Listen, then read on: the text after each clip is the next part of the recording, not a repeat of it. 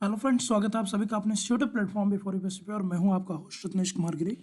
कुछ दिनों के ब्रेक के बाद फिर से हम आपके सामने मुखातिब हो रहे हैं अपने केबीसी फॉर्मेट के क्यूज को लेकर के। इससे पहले आप देख चुके होंगे कि 15 आपके नॉर्मल एपिसोड और एक आपके मंदिर स्पेशल एपिसोड हो चुका है। और जैसा कि आप सभी को पता है कि ये जो आपका क्विज है, ये एक कॉम्बाइंड क्विज है। इसमें सारे सब्जेक्ट के बहुत ही अच्छे लेवल के क्वेश्चंस आपके लिए लाए जाते हैं, जो कि इन सभी एग्जाम्स के लिए आपके लिए इंपॉर्टेंट है। साथ ही साथ ये आपके ज्ञान को भी बढ़ाने का काम करेगा। तो हमेशा की तरह आपसे दो रिक्वेस्ट रहेगी, पर्यावरण, परिवार, स्वास्थ्य का ध्यान रखेंगे और ईमानदारी के साथ इस क्विज को करते जाएंगे। साथ ही साथ अगर सेशन अच्छा लगेगा, कंटेंट अच्छा लगे तो ज़्यादा से ज़्यादा लोगों तक इसको पहुंचाएंगे, लाइक करेंगे और चैनल पे नए हैं तो सब्सक्राइब करेंगे। चलिए जल्दी से स्टार्ट करते हैं और पहले क्वेश्चन की तरफ चलते हैं दोस्तों। एक सिंपल सवाल से ही शुरुआत करेंगे हम लोग और ये है आपका केमिस्ट्री का सवाल कि विच of the following is a alloy. बोल रहा है कि हालांकि यहाँ पर एन होना चाहिए। विच of the following is an alloy. Alloy बोलते हैं मिश्र धातु को। ठीक है, तो मिश्र धातु आपको सब पता है कि एक से ज़्यादा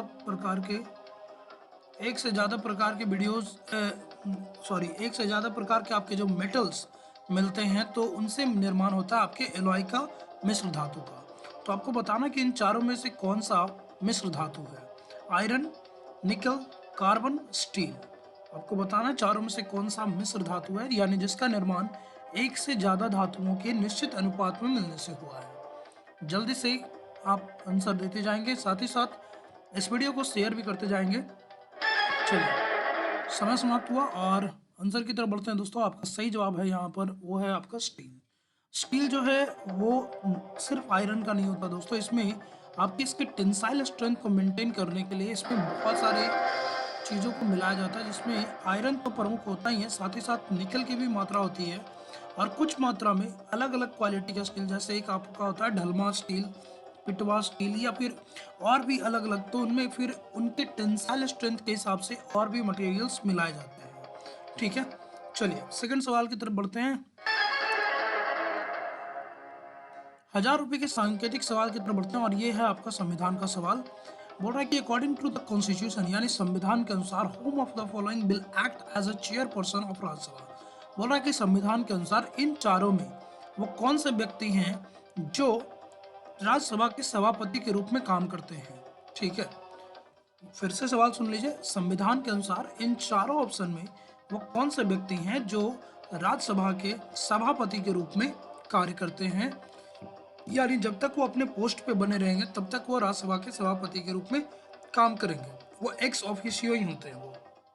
आपका ऑप्शन है प्रेसिडेंट यानी राष्ट्रपति, वाइस प्रेसिडेंट यानी उपराष्ट्रपति, लीडर ऑफ अपोजिशन यानी विपक्षी पार्टी के नेता हैं, और प्राइम मिनिस्टर यानी प्रधानमंत्री। इन चारों में से वो कौन से व्यक्ति हैं जो जब तक अपने पद पे रहेंगे तब तक वो राज्यसभा के सभापति के रूप में कार्य करते रहेंगे। ठीक है, चलिए, बहुत ही इंपॉर्टेंट सवाल होता है दोस्तों और आपके ज्ञान के लिए तो इम्पोर्टेंट है। चलिए, समय समाप्त हुआ और आंसर की तरफ बढ़ते हैं। आपका सही जवाब होगा दोस्तों यहाँ पर, वह आपका वाइस प्रेसिडेंट। वाइस प्रेसिडेंट यानी उपराष्ट्रपति जो हैं, उनका चुनाव जो है होता है और जब वो उपराष्ट्रपति के पद पे चुन लिए जाते हैं तो जब तक वो उपराष्ट्रपति के रूप में काम करते रहेंगे तब तक वो राज्यसभा के सभापति के रूप में बने रहेंगे। जिस दिन वो उपराष्ट्रपति पद से हटेंगे वो राज्यसभा के सभापति के पद से भी हट जाते हैं, याद रखिएगा। तो सही जवाब होगा उपराष्ट्रपति। चलिए, उम्मीद करते हैं सेशन अच्छा लग रहा होगा तो शेयर करते जाएंगे। 2000 के सांकेतिक रुपए के लिए आपका सवाल है, which of the following dynasty has glorious history where in by the third battle of Panipat. इससे पहले हमने बहुत सारे राक्षस तंगड़ी युद्ध कर लिया, अलग अलग तरह के आपको हिंट दिए जाते हैं। तो आपको बताना कि इसमें से कौन सा वो वंश है, राजवंश है, जिसका एक बहुत ही गौरवशाली इतिहास रहा है, ग्लोरियस हिस्ट्री रही है, बहुत मतलब प्रभावशाली रहा है अपने समय में, और उसकी समाप्ति हो जाती है, उस वंश का पतन हो जाता है थर्ड बैटल ऑफ पानीपत, यानी पानीपत के तीसरे युद्ध के बाद। यानी तीसरे युद्ध में उसकी शक्ति छिन्न भिन्न हो जाती है और कहीं ना कहीं वो जो वंश है, वो जो साम्राज्य है, वो खत्म हो जाता है, धीरे धीरे पतनशील हो जाता है। आपका ऑप्शन है मराठा किंगडम यानी मराठा साम्राज्य, दूसरा है आपका अफगान किंगडम यानी अफगान साम्राज्य, तीसरा है लोधी डायनेस्टी यानी लोधी वंश, और चौथा है पाल डायनेस्टी यानी पाल वंश। तो तो आप जैसे अगर आपको पता होगा कि पानीपत का तृतीय विश्व युद्ध किसके बीच तृतीय युद्ध किसके बीच में हुआ है, आप आसानी से गेस कर पाओगे कि कौन सा वो वंश है जो पानीपत के तृतीय युद्ध के हार के कारण पतन की ओर उन्मुख हो चुका था और धीरे धीरे उसकी जो क्षमता है, उसकी जो आपकी ताकत है वो खत्म हो जाती है। चलिए जल्दी से बताएंगे, मराठा, अफगान, लोधी, पाल। समय समाप्त कर रहा हूं दोस्तों, और यह है आपका सही जवाब यहाँ पर मराठा। मराठा जो है आपके वो खत्म हो जाते हैं 1761 के युद्ध के बाद। 1761 में आपका अहमद शाह अब्दाली और जो मराठा हैं उनके बीच में युद्ध होता है, जिसके कारण मराठा की हार हो जाती है, क्योंकि इसमें मराठा के विरुद्ध बहुत सारे जो राजा हैं वो अहमद शाह अब्दाली के सपोर्ट में आते हैं, जिसके कारण मराठा हार जाते हैं और धीरे धीरे आपके मराठाओं की शक्ति छिन्न भिन्न हो जाती है। इसका सबसे ज़्यादा फायदा जो है वो अंग्रेजों को मिलता है, क्योंकि प्लासी के युद्ध के बाद ऑलरेडी उसका थोड़ा मन बड़ा होता है। मराठाओं के हार के बाद वो और अच्छे से निर्भय होकर के भारत को जीतने के अपने प्रयास में लग जाता है और फाइनली देखोगे कि बक्सर का युद्ध वो कर लेता है अंग्रेज। तो सही जवाब होगा मराठा साम्राज्य। मराठा जो है पानीपत के तृतीय विश्व युद्ध के बाद खत्म हो गए थे। चलिए अगले सवाल की तरफ बढ़ते हैं। Which of the following book is written by Vishnu Sharma? इससे पहले भी इतिहास के बहुत सारी किताबों की बात हो चुकी है कि हाल द्वारा कौन सी लिखी गई थी, आपकी इंडिका किसके द्वारा थी, आपकी बहुत सारे ऐसे पिछले वीडियोस को अगर आपने नहीं देखा तो आप उसको रिवाइज करते जाएंगे, और देखा भी है तो टाइम टू टाइम साथ ही साथ चाहे तो आप नोट्स कर सकते हैं। Which of the following book is written by Vishnu Sharma? Vishnu Sharma एक प्रसिद्ध लेखक है और इनसे भी प्रसिद्ध है इनकी वो पुस्तक। बोला जाता है कि दुनिया में सबसे ज़्यादा पढ़ी जाने वाली पुस्तक है वो, सबसे प्रचलित पुस्तक है वो। तो आपके ऑप्शन है पंचायत, अर्थशास्त्र, पंचतंत्र, सत्यार्थ प्रकाश। इन चारों में वो कौन सी पुस्तक है जो विष्णु शर्मा द्वारा लिखी गई है? पंचायत, अर्थशास्त्र, पंचतंत्र, सत्यार्थ प्रकाश। जल्दी से आप अपने जवाब कमेंट सेक्शन में देंगे। समय समाप्त हुआ और आपका सही जवाब होगा दोस्तों यहाँ पर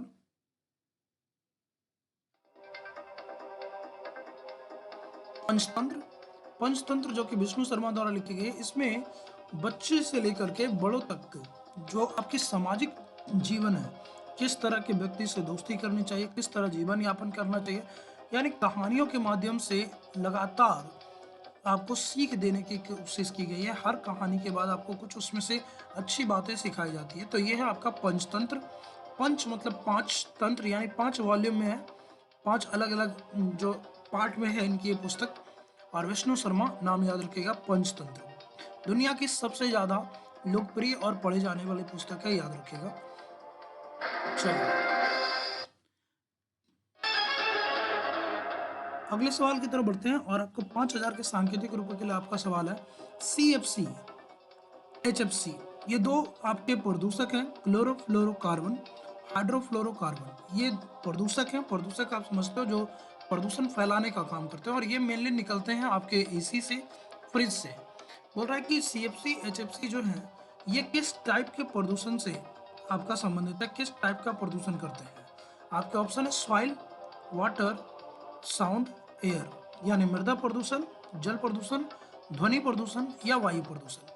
CFC, HFC जो कि AC, फ्रिज, इस तरह की जो आपकी इलेक्ट्रॉनिक उपकरण है जो शीतक प्रशीतक का काम करते हैं, कूलिंग का काम करते हैं, उसमें से ये निकलता है और आपकी बहुत ही ज़्यादा नुकसान करता है। तो आपको बताना है इन चारों में से वो कौन से भाग हैं, कौन से तत्व हैं जिसके प्रदूषक के रूप में ये काम करते हैं, CFC, HFC। चलिए समय समाप्त करता हूँ। काफी इंपॉर्टेंट सवाल है आपके लिए। चलिए आंसर आपका जो होगा वो है आपका एयर पोल्यूशन। एयर पोल्यूशन ये आपके जो CFC, HFC आप देख रहे हो, ये क्लोरोफ्लोरोकार्बन और हाइड्रोफ्लोरोकार्बन है। ये मेनली AC और फ्रिज से निकलने वाली जो प्रशीतक गैसें हैं जो वायुमंडल के जो ओजोन परत है, जो कि समताप मंडल का हिस्सा है, उस ओजोन परत का क्षय कर देते हैं। उस ओजोन परत में जो O3 गैस है उसको ये रिएक्ट कर जाते हैं, जिसके कारण वो ओजोन परत धीरे धीरे डिप्ले हो जाता है, जिसके कारण आप देखोगे कि सूरज से आने वाली जो UV अल्ट्रा वायलेंट किरण है, पराबैंगनी किरण है, वो धरती तक आ जाती थी, जिससे आपका ओजोन परत में छेद तक हो गया था। हालांकि आप देखोगे कि CFC ऑलरेडी बैन है और एचएफसी को भी हम लोग जो है समय के साथ इसको भी हटाने का पूरा प्रयास कर रहे हैं। तो याद रखिएगा, सीएफसी एचएफसी कभी कभी आपसे नाम पूछ लेता है, क्लोरोफ्लोरोकार्बन, हाइड्रोफ्लोरोकार्बन। दूसरा आपसे पूछेगा किस परत का क्षय करेगा, तो ओजोन परत, याद रखिएगा। और फिर ये किस प्रकार का प्रदूषण है, तो एयर पोल्यूशन है। ओजोन में आपकी कौन सी गैस होती है, तो ये आपका ऑक्सीजन ही है, लेकिन सामान्य रूप में आपका ऑक्सीजन O2 होता है, जबकि ओजोन में जो आपका ऑक्सीजन है उसके जो सूत्र है वो O3 है। चलिए अगले सवाल की तरफ बढ़ते हैं। फिर से एक हिंट वाला सवाल, सारे राज्यों को करवा देना है आपको। एक राज्य है जिसके बारे में आपको हिंट दी जा रही है और उस राज्य को गेस करना है। पहला हिंट है आपका, this state having the field of epic battle of Mahabharata, यानी इस राज्य में आपको जो महान युद्ध हुआ था आपका महाभारत का, भारत के इतिहास की सबसे बड़ी लड़ाई, सबसे मार्मिक लड़ाई जो हुई थी, तो जहाँ ये लड़ाई लड़ी गई थी वो जो क्षेत्र है वो इसी राज्य में है। दूसरा हिंट बोल रहा है कि it share its border with UP and Delhi, इस राज्य की जो सीमा है ये उत्तर प्रदेश और दिल्ली से लगती है। तीसरा आपका ऑप्शन है सूरज कुंड मेला, Teej is the main festival of state, बोल रहा है कि सूरज कुंड का मेला, तीज, साथ ही साथ यहाँ पर आप देखोगे तो सोहना कार रेस, इस तरह की जो चीज़ें हैं यहाँ पर काफ़ी प्रसिद्ध है। और फिर बोल रहा है कि it is the highest middle sports state of the India, यानी यहाँ से भारत के सबसे ज़्यादा खिलाड़ी निकले हैं जिन्होंने अच्छे प्रदर्शन के साथ सबसे ज़्यादा मेडल ला करके दिया है ओलंपिक जैसे खेलों में, यानी यहाँ पर खिलाड़ियों की संख्या बहुत ही ज़्यादा है। ठीक है, अलग अलग खेल में आपके ऑप्शन है मध्य प्रदेश, राजस्थान, हरियाणा, छत्तीसगढ़। कौन सा वो राज्य तो इन सभी गुणों के साथ समायुक्त है? महाभारत का युद्ध इस भूमि पे होगा, यूपी और दिल्ली के साथ इसकी सीमा साझा होगी, सूरज कुंड का मेला, तीज, सोहना कार रेस जैसे आपको यहाँ पर मुख्य त्यौहार और ओकेजन देखने को मिल जाएंगे, महोत्सव देखने को मिलेंगे। और यहाँ जो ये राज्य जो है भारत में सबसे ज़्यादा ओलंपिक मेडल देने वाला राज्य है। चलिए समय समाप्त कर रहा हूँ और आपके आंसर की तरफ बढ़िए। आपका सही जवाब है यहाँ पर दोस्तों वो है हरियाणा। हरियाणा आप फिल्मों में भी देखे होगे, दंगल जैसी मूवी अगर आपने देखी होगी तो हरियाणा पे ही बेस्ट है। आप कपिल देव को देख लो जिन्होंने हमें पहला वर्ल्ड कप दिलाया, वो भी हरियाणा से ही है। In fact if I am not wrong तो आपके मिताली राज और संभवतः विराट कोहली का भी जो ऑरिजिन प्लेस है मे बी वो आपका हरियाणा से बिलोंग करते हैं, हालांकि वो दिल्ली से हैं बट उनका जो आप रूट देख लोगे तो कहीं ना कहीं हरियाणा है। साथ ही साथ कुश्ती, पहलवानी, बॉक्सिंग जैसे खेलों में देखो तो यहाँ से भर भर के खिलाड़ी आते हैं आपके। ठीक है, तो हरियाणा वो राज्य हो गया आपका। चलिए अगले सवाल की तरफ बढ़ते हैं। आपका नेक्स्ट सवाल है, एक योजना भी हम लोग हर एपिसोड में करते हैं ताकि आपको उस योजना की विशेषताओं के बारे में पता चले। तो पिछली बार हमने किया था पीएम विश्वकर्मा, उससे पहले आयुष्मान भारत किया था। अभी आपको बताना है प्रधानमंत्री किसान सम्मान निधि योजना। ये आप देखोगे किसान सम्मान निधि यानी किसान से जुड़ा हुआ है, किसानों को सम्मान देने की बात है। निधि का मतलब होता है फंड, यानी प्रधानमंत्री की ओर से, प्रधानमंत्री के कार्यालय की ओर से किसानों को सम्मान देने के लिए कुछ पैसे दिए जाते हैं। ठीक है, तो बोला जा रहा है कि प्रधानमंत्री किसान Samman Nidhi Yojana provide free subsidy up to which amount, यानी कितने रुपये तक का सब्सिडी यहाँ पर देती है आपकी, वो जो है सरकार की तरफ से दी जाती है, आपको बताना है। एक पूरे साल में 3 बार ये पैसे मिलते हैं, तो आपको बताना है कि हर बार कितने रुपए का अंशदान सरकार जो है किसानों को देगी। पूरे साल में तो 3 बार मिलेगा, आपको एक बार का बताना है। यहाँ जो ऑप्शन है वो एक बार में है कि एक बार में कितने रुपए मिलते हैं। आपके ऑप्शन है 2000, 5000, 4000 और 1000। ये भारत के जितने भी किसान हैं जो मध्यम वर्गीय या फिर सूक्ष्म किसान है जिनके पास 5 हेक्टेयर से कम की भूमि है, ये उनको दिया जाता है किसानों के सम्मान के लिए। पूरे वर्ष में 3 बार दी जाएगी और ये पूरी दुनिया में किसानों के लिए दिए जाने वाला सबसे बड़ा आपका सब्सिडी प्रोग्राम भी है। तो याद रखिएगा 2000, 5000, 4000, 1000। संभवतः आपने अपने जवाब कमेंट सेक्शन में दे दिए होंगे। चलिए समय समाप्त करता हूँ और आपका सही जवाब होगा दोस्तों यहाँ पर वो है आपका 2000 रुपये। 2000 आप देखोगे कि पूरे वर्ष में 2000, 2000, 2000 आपको 3 बार किसानों के अकाउंट में क्रेडिट किए जाते हैं, जिससे किसान जो है आपका जो 3 मेन आपके क्रॉप सीजन है, खरीफ, रबी और जायद या गर्मा जिसको बोलते हो, उससे पहले ये पैसे क्रेडिट किए जाते हैं ताकि किसान अपनी ज़रूरत की जो मेन सामान है वो लिए जा सके। और इसके लिए देखो तो बोलता है कि पूरे भारत में लगभग 13 करोड़ से भी ज़्यादा किसान हैं जिनको ये फ़ायदा दिया जा रहा है। तो आप सोच सकते हो कि कितनी बड़ी अमाउंट होगी, 13 करोड़, और हर खाते में आपको पूरे साल में 6,000 रुपये, 2-2 हज़ार करके 3 इंस्टॉलमेंट में जाना है। तो ये है आपका प्रधानमंत्री किसान सम्मान निधि योजना। ठीक है। साथ ही साथ सरकार का ये लक्ष्य भी था कि किसान की आमदनी को दुगनी की जाए 2022 तक। हालांकि वो पूरा नहीं हो पाया, फिर भी सरकार ने अपनी तरफ से काफ़ी प्रयास भी किए हैं। चलिए, इंफ्रास्ट्रक्चर पे बात हो रही थी। पिछली बार हम लोगों ने हाईवे को देखा था, सबसे लंबा हाईवे देख लिया, सबसे ज़्यादा हाईवे किस राज्य में वो देख लिया। आज हम लोग रेलवे की तरफ चलते हैं। बोल रहा है कि इनमें से कौन सा वो राज्य है, राज्य ध्यान से सुनिएगा, इनमें से वो कौन सा राज्य है जिसके पास रेल सबसे ज़्यादा रेलवे जोन हेडक्वार्टर है। यानी वहाँ से आपको पता होगा पूरे भारत में जो अभी के टाइम में 19 रेलवे जोन है, जिसमें एक आपका मेट्रो है, उसके अलावा 18 जो है आपके मेन रेलवे जोन है। तो बताना कि भारत के कौन से राज्य हैं जहाँ पर सबसे ज़्यादा आपको रेलवे जोन हेडक्वार्टर देखने को मिल जाएंगे। ठीक है। आपके ऑप्शन है पश्चिम बंगाल, और यहाँ की आप देख लो तो कहीं ना कहीं कोलकाता, महाराष्ट्र, यहाँ देख लो, यहाँ पे तो आपको 2 जगह मिल जाएंगे, मुंबई, नवी मुंबई। उत्तर प्रदेश देख लो तो यहाँ पर आपको मिल जाएगा लखनऊ, इलाहाबाद, गोरखपुर, लखनऊ नहीं है, इलाहाबाद और गोरखपुर। और तमिलनाडु तो यहाँ पर आप देख लो चेन्नई। तो आपको बताना है कि इन चारों में से कौन से राज्य हैं जहाँ पर सबसे ज़्यादा रेलवे के जोन हेडक्वार्टर से, यानी सबसे ज़्यादा रेलवे जोन है। चलिए, समय समाप्त कर रहा हूँ। वेस्ट बंगाल, महाराष्ट्र, उत्तर प्रदेश, तमिलनाडु। समय समाप्त हुआ दोस्तों, और सेशन को शेयर करते जाएंगे।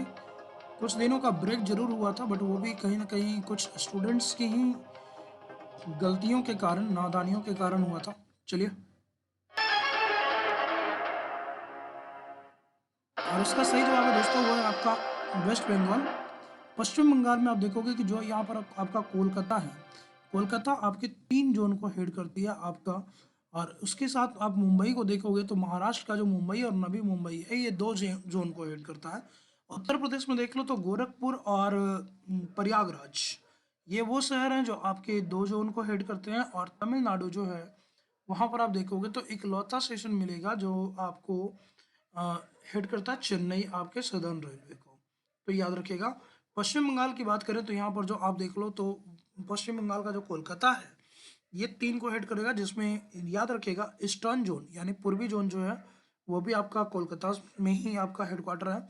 साउथ ईस्टर्न जोन यानी जो पूर्वोत्तर आप कह सकते हो कि जो आपका किनारे वाला इलाका है, पूर्व से जो दक्षिण की तरफ जाता है आपका, वो भी आपका वहीं हिट करता है। और साथ ही साथ कोलकाता मेट्रो वाला जो जोन है, जो रेलवे का इकलौता मेट्रो जोन है, वो भी आपको यहीं देखने को मिल जाएगा।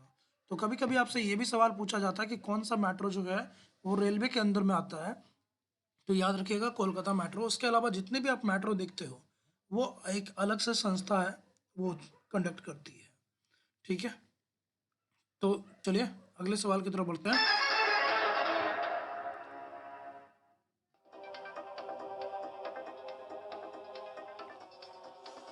हाँ, नॉट वाला सवाल आ गया। काफ़ी इंटरेस्टिंग और काफ़ी इंपॉर्टेंट सवाल होता है, इतिहास से जुड़ा हुआ ये सवाल है। और इस बार आपका सवाल है इंडियन काउंसिल एक्ट 1892। हम लोग ऊपर से नीचे की तरफ आ रहे हैं। हम लोगों ने पहले आंदोलन कर लिया, भारत छोड़ो, असहयोग, सबने अवज्ञा, उसके बारे में। फिर हम लोगों ने 1919 से शुरू किया, 1935 अभी छोड़ रखा है। तो आपको बताना है भारत परिषद अधिनियम 1892 के बारे में क्या सही नहीं है। सबसे पहला सेंटेंस बोल रहा है it provide right to ask question on budget, यानी जो हर साल जो बजट जो पेश होता था उस समय, तो इसने अधिकार दिया लोगों को या सदस्यों को कि वो बजट पे सवाल पूछ सकते हैं। यानी आप सवाल पूछो कि ये पैसे क्यों खर्च कर रहे हो, कहाँ खर्च कर रहे हो, इस तरह के सवाल आप बजट पे पूछने का हक इस कानून ने दिया। दूसरा, it increase seat of non official member in central legislative assembly, इसने नॉन ऑफिशियल मेंबर की संख्या बढ़ाई। नॉन ऑफिशियल मेंबर किनको बोलते थे दोस्तों? ऑफिशियल मेंबर वो हो गया जो कंपनी या फिर ब्रिटिश के द्वारा यानी अंग्रेजों के द्वारा भारत में भेजे गए हैं। नॉन ऑफिशियल मेंबर वो हो गया जो यहाँ के राजा महाराजा हैं या जिनको ब्रिटेन ने नहीं भेजा, जिनको कंपनी ने नहीं भेजा, तो जब ऐसे लोग चुन करके जाते थे तो इनको बोलते थे नॉन ऑफिशियल मेंबर, ठीक है। और जो चुन करके आते थे उनको बोलते थे ऑफिशियल मेंबर। फिर तीसरा बोल रहा है कि it initiate the principle of representation, यानी इसने पहली बार जमींदार को, आपकी जो लोकल लैंडलॉर्ड्स हैं उनको, और साथ ही साथ यूनिवर्सिटी को ये मौका दिया कि वो अब जो चुनाव में भागीदार बन सके, ठीक है। यानी वोटिंग राइट्स पहली बार दिए गए। तो इसमें से कौन सा सही नहीं है? भारत परिषद अधिनियम 1892 के बारे में फिर से मैं हिंट बता दूं। पहली बार इसने बजट पे सवाल पूछने का अधिकार दिया। दूसरा, इसने नॉन ऑफिशियल मेंबर, जो कि भारत के राजा महाराजा या जमींदार हैं जो चुन के आते थे, वो नॉन ऑफिशियल है, तो उनकी संख्या जो है बढ़ाई गई केंद्रीय विधानसभा में। फिर आपका बोला जा रहा है कि इसने प्रिंसिपल ऑफ रिप्रेजेंटेशन को इनिशिएट किया, यानी जमींदारों को, यूनिवर्सिटी को पहली बार वोटिंग राइट्स प्रोवाइड किए, यानी पहली बार वास्तव में निर्वाचन को परिभाषित किया। अगर ये तीनों सही हैं तो फिर आप जाएंगे नन ऑफ द एबव के साथ। चलिए, समय समाप्त हो रहा है।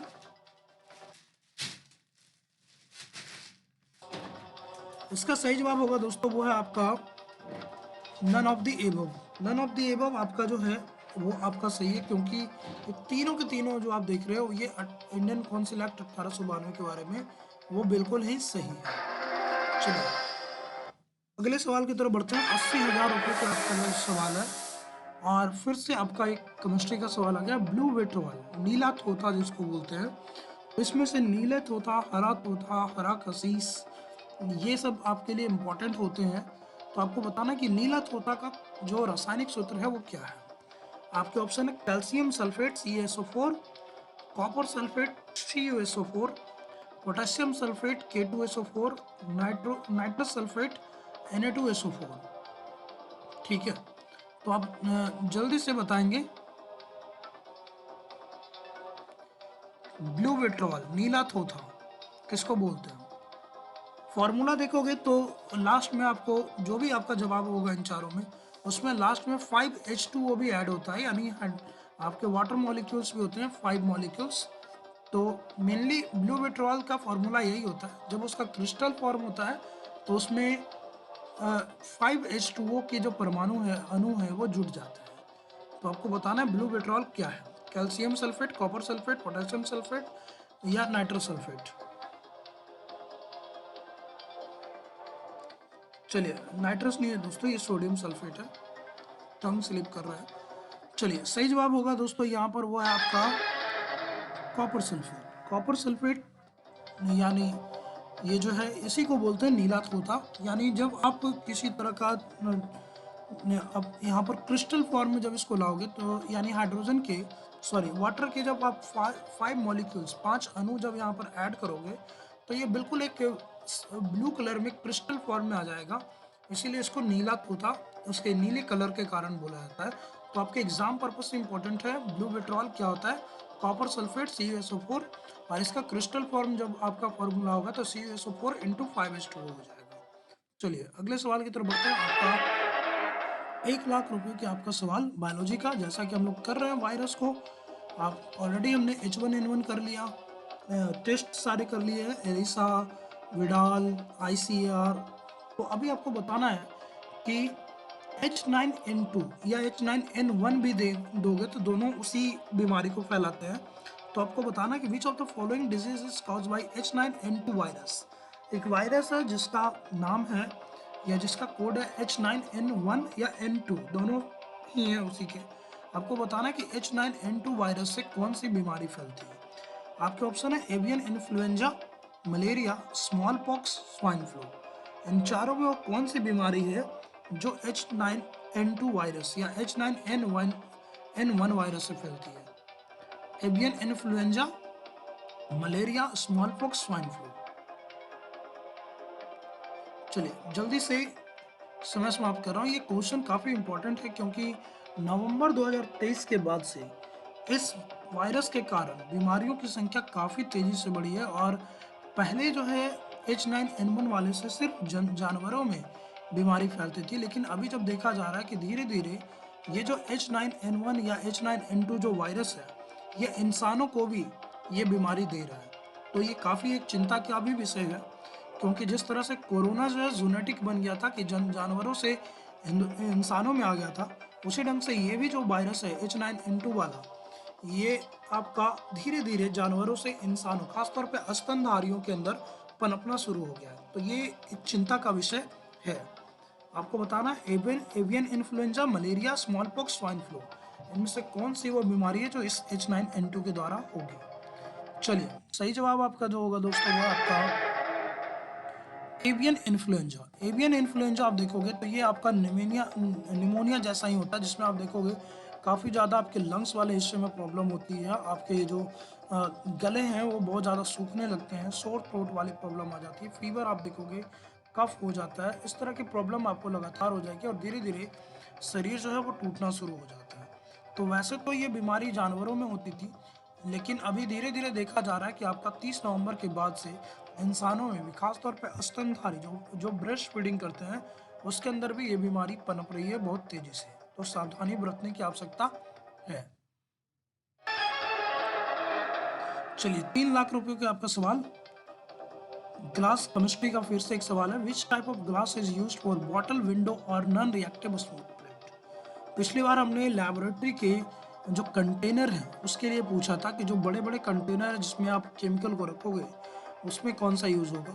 आज आपको बताना कि जो बॉटल जिससे हम लोग पानी पीते हैं, या जो विंडो, प्लास्टिक विंडो आप देखते होगे, या कांच की विंडो जो लगती है, या कोई भी ऐसा जो नॉन रिएक्टिव स्मूथ प्लेट है जो जो रिएक्शन नहीं करेगा, उसमें किस कांच का यूज होता है। आपके ऑप्शन है क्रुक्स, फ्लिंट, सोडा, जेना। इन चारों में से वो कौन सा कांच है जो बॉटल बनाने में, खिड़की बनाने में, या नॉन रिएक्टिव जो आपका रिएक्शन नहीं करता, असक्रिय स्मूथ प्लेट बनाने में या फिर परखनली बनाने में यूज होगा। आपके ग्लास के जो टाइप है ये काफ़ी इंपॉर्टेंट हो जाते हैं आपके, कहीं ना कहीं हर कॉम्पिटिटिव एग्जाम में एक दो सवाल आपको ऐसे देखने को मिल जाएंगे। तो इस तरह से आपके इम्पॉर्टेंट है, करते जाएंगे। चलिए, समय समाप्त हुआ और इसका सही जवाब है वो है सोडा ग्लास। सोडा ग्लास जो होगा दोस्तों ये है आपका, जिससे बॉटल का विंडो यानी खिड़कियों का और साथ ही साथ नॉन रिएक्टिव जो स्मूथ सीट है उनका निर्माण होता है, यानी असक्रिय चीज़ों का इस्तेमाल किया जाता है बनाने में। ठीक है, कल हम लोगों ने जेना किया था जिसमें हम लोग आपके लेबोरेटरी में जो कंटेनर है जिसमें आप केमिकल वगैरह को रखते हैं उसको बनाने में इसका इस्तेमाल होगा। क्रुक्स वाले को हमने देखा था कि इसका इस्तेमाल होता है आपका सन ग्लासेस वगैरह में। ठीक है, सन ग्लासेस या नॉर्मल जो आपके स्पेक्टिकल्स होते हैं उसमें भी होता है। चलिए, जल्दी से करेंगे। 5 लाख रुपए के लिए आपका, सांकेतिक रुपयों के लिए आपका सवाल है, और सबसे सही जवाब देने वाले को अपनी तरफ से कुछ ना कुछ दिया जाता है। तो लेख हम लोग कर रहे थे, लगभग सारा हो गया था, एक और खोद करके हमने निकाला कि विच of the following is India's longest lake. अभी तक आपने बड़ा कर दिया, लार्जेस्ट कर लिया, डीपेस्ट कर लिया, आर्टिफिशियल कर लिया, मैन मेड कर लिया, सब कुछ कर लिया। ठीक है, लगून वगून सब कर लिया, हर तरह का लेक। ये आपको बताना है कि इंडिया का सबसे लंबा, लॉन्गेस्ट, लंबाई जिसकी सबसे ज़्यादा है, ओवरऑल एरिया की बात नहीं हो रहा, जिसकी लंबाई सबसे ज़्यादा है, वह कौन सी झील है। कौन सी झील है जिस इंडिया की जिसकी लंबाई सबसे ज़्यादा है इंडिया में। पुलिकट, वेम्बनाथ, वुलर, नागार्जुन, इन चारों में कौन सी आपकी झील है जिसकी लंबाई जो है वो सबसे ज़्यादा देखने को मिलेगी। चलिए, जल्दी से आप अपने जवाब कमेंट सेक्शन में टाइप करेंगे। इन चारों में वो कौन सा झील है जो आप इंडिया का सबसे लंबाई वाला, बड़ा अलग होता है, लंबा अलग होता है, इस चीज़ को ध्यान में रखेंगे। चलिए, सेशन को लाइक करते जाएंगे, शेयर करते जाएंगे, और यूज़फुल है दोस्तों तो ज़्यादा से ज़्यादा लोगों तक पहुंचाएंगे तो ये आपके लिए भी, आपके दोस्तों के लिए भी, साथ ही साथ अपने को भी थोड़ी बहुत मोटिवेशन मिल जाती है, क्योंकि बहुत मेहनत भी लगती है इसमें। चलिए, आंसर की तरफ बढ़ते हैं और इसका सही जवाब होगा बेम्बनाथ झील। याद रखिएगा, बेम्बनाथ झील आपका भारत की सबसे लंबी दूरी की झील है, जो आपका लगभग 96.5 यानी 96.5 किलोमीटर, आप लगभग 100 ही मान लो कि लगभग 100 किलोमीटर लंबी ये झील है। ये आपको केरल राज्य में देखने को मिल जाएगी। ठीक है, तो इस चीज को याद रखिएगा।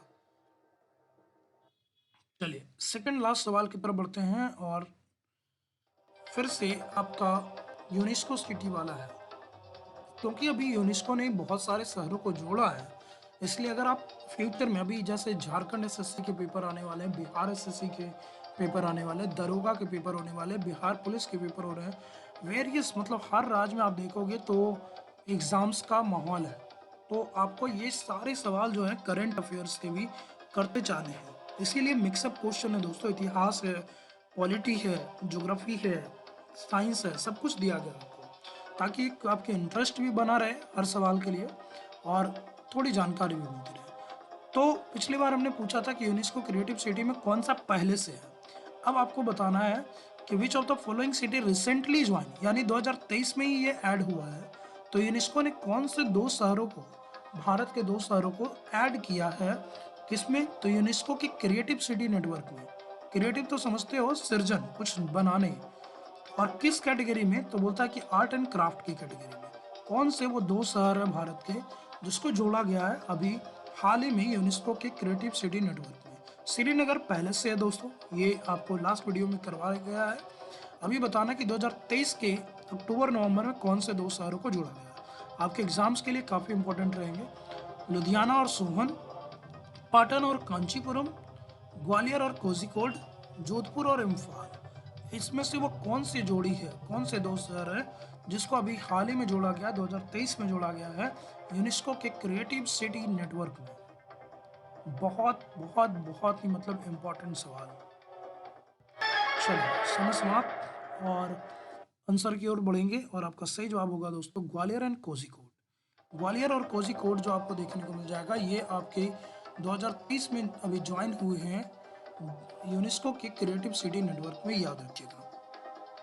चलिए आज का आखिरी सवाल, हम लोग सिख धर्म को कर रहे थे और सिख धर्म में लगभग सवाल हो चुके थे, एक सवाल छूट गया था, तो इसको भी आज हम लोग कर लेंगे और उसके बाद हम लोग चलेंगे किसी और तरफ में। तो आपका सवाल है कि which Sikh guru were founded the town Ramdaspur later evolve as Amritsar. इसमें से वो कौन सा शहर है या कौन से गुरु हैं, सिख गुरु हैं जिसने एक शहर बसाया था, जिसका निर्माण किया था। उस शहर का नाम था रामदासपुर और बाद में यही शहर जो है और बढ़ करके और पवित्रता के साथ आज के समय में अमृतसर के नाम से जाना जाता है। यानी जब ये शहर यहाँ पर बनाया गया था, जब इस शहर को की नींव डाली थी, तब इस शहर का नाम था रामदासपुर और बाद में ये जो है सिख धर्म का सबसे पवित्र शहर के रूप में उभरा और आज के समय में देखोगे ये शहर कहलाता अमृतसर। तो आपको बताना है कि कौन से सिख गुरु ने इस शहर की स्थापना की थी, रामदासपुर या फिर अमृतसर जिसको आज के समय में बोलते हो।